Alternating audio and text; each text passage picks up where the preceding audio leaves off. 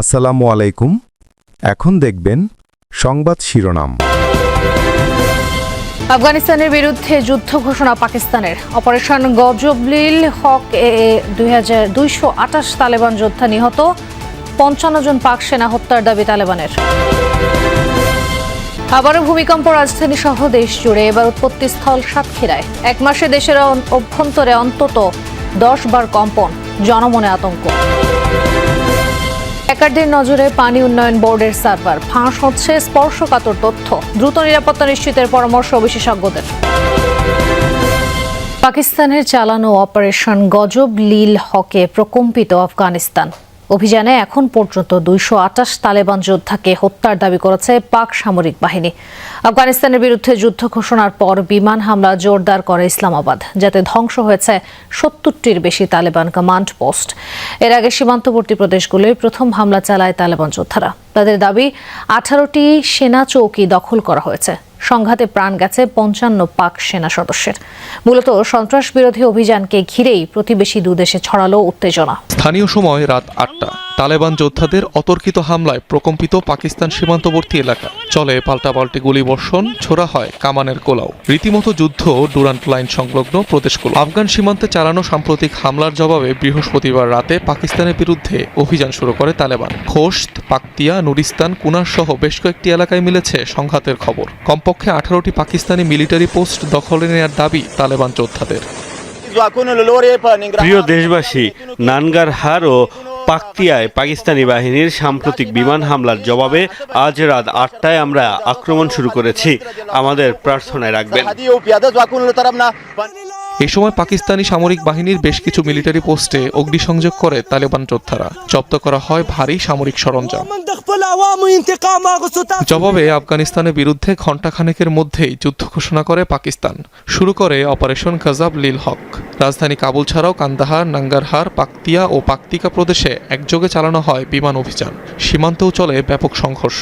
ধ্বংসের দাবি করা হয় বহু তালেবান আউটপোস্ট, অস্ত্রাগার ও 2টি brigade headquarter. Pakistan will not tolerate the Afghan soil. Afghan ভূখণ্ড ব্যবহার করে পাকিস্তানের বিরুদ্ধে সন্ত্রাসবাদ সহ্য করা হবে না। উপযুক্ত জবাব দেয়া হবে। পাকিস্তানের সশস্ত্র বাহিনী কাবুল, কান্দাহার, পাকতিয়ায় খুবই সফল হামলা চালিয়েছে। তালেবানের গুরুত্বপূর্ণ সামরিক স্থাপনা ধ্বংস করা হয়েছে। নিষিদ্ধ ঘোষিত তেহরিকে তালেবান বা টিটিপি ও ভারত সমর্থিত বিভিন্ন প্রক্সি বাহিনীকে সমর্থন দেওয়ার অভিযোগে দীর্ঘদিন ধরেই পাকিস্তান আফগানিস্তানের মধ্যে সাপে নেউলে সম্পর্ক। আফগানিস্তানের সাথে পাকিস্তানের যুদ্ধকে কেন্দ্র করে শঙ্কায় দুই দেশের সীমান্ত এলাকার সাধারণ মানুষ। ভয়ে আতঙ্কে এলাকা ছাড়ছেন আফগানিরা। যুদ্ধবিধ্বস্ত দেশটির মানুষদের শঙ্কা, যুদ্ধ দীর্ঘায়িত হলে খাদ্যসহ নিত্যপণ্যের ভয়াবহ সংকট দেখা দেবে। এই অবস্থায় তাদের আহ্বান সংঘাত বন্ধ করে দ্রুত আলোচনায় বসা। যদিও তালেবানদের ওপর সেনা অভিযানকে স্বাগত জানিয়েছে পাকিস্তানরা। পাক আফগান সীমান্তবর্তী এলাকা জুড়ে আতঙ্ক আর অনিশ্চয়তা।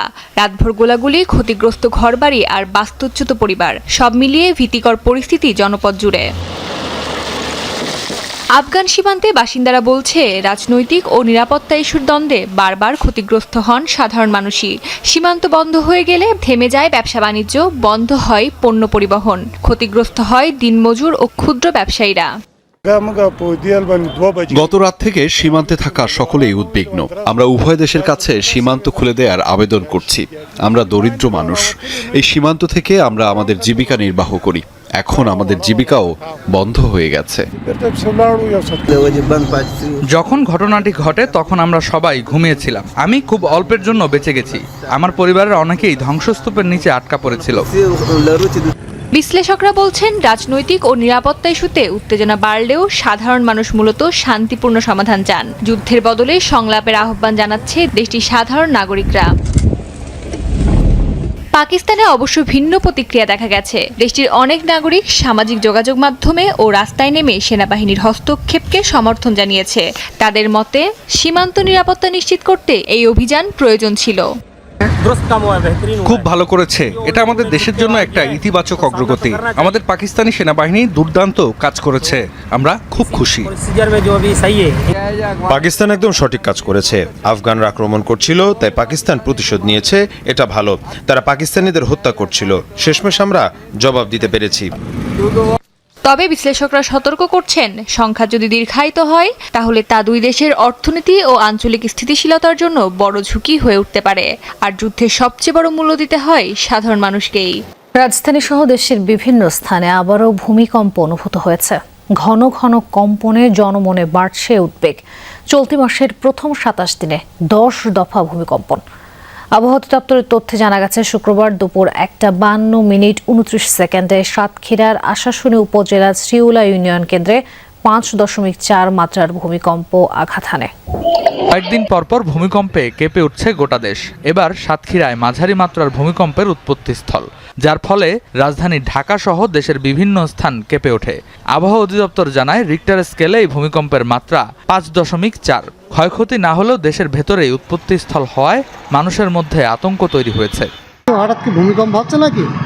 মানে 20 সেকেন্ড পরে মনে হলো যেন হঠাৎ করে এমন একটা ধাক্কা দিল, তো মনে হলো যেন বিল্ডিং বাড়ি ভেঙে পড়ার অবস্থা। সবাই ভয়তে নিচে চলে আসছে এবং অনেক চিল্লামিল্লি, পরিস্থিতিটা খুব খারাপ ছিল এবং সবার ভিতরে আতঙ্ক ঢুকে গেছে। এর আগের দিন বৃহস্পতিবার দুপুর 12:04 4.6 মাত্রার আরেকটি ভূমিকম্প অনুভূত হয়, যার উৎপত্তিস্থল ছিল ভারতের সিকিমে, ঢাকা থেকে প্রায় 455 কিলোমিটার উত্তর পশ্চিমে। গেল বুধবার রাতেও 5.1 মাত্রার কম্পনের উৎস ছিল মিয়ানমার। চলতি মাসেই এ নিয়ে 10 বার ভূমিকম্পে কেঁপে উঠল দেশ। গত ফেব্রুয়ারি থেকে এই ফেব্রুয়ারি এ পর্যন্ত কিন্তু বাংলাদেশের ভেতরে 32টা ভূমিকম্প হয়েছে। যদি 2026 সালের কথা বলি, এ পর্যন্ত 10টার উপরে ভূমিকম্প হয়েছে বাংলাদেশের ভেতরে।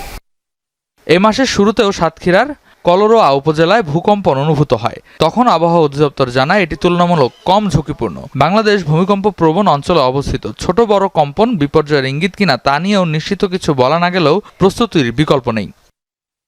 এই অঞ্চলটা ভূমিকম্পের ক্ষেত্রে আগের চেয়ে আরো বেশি অ্যাক্টিভ হয়েছে। এই ভূমিকম্পের কারণে হতেই যে একটা বড় ভূমিকম্প হবে, এটা আসলে খুব ন্যাচারাল বিষয়। বিশেষজ্ঞরা বলছেন, আতঙ্ক নয়, প্রয়োজন সচেতনতা।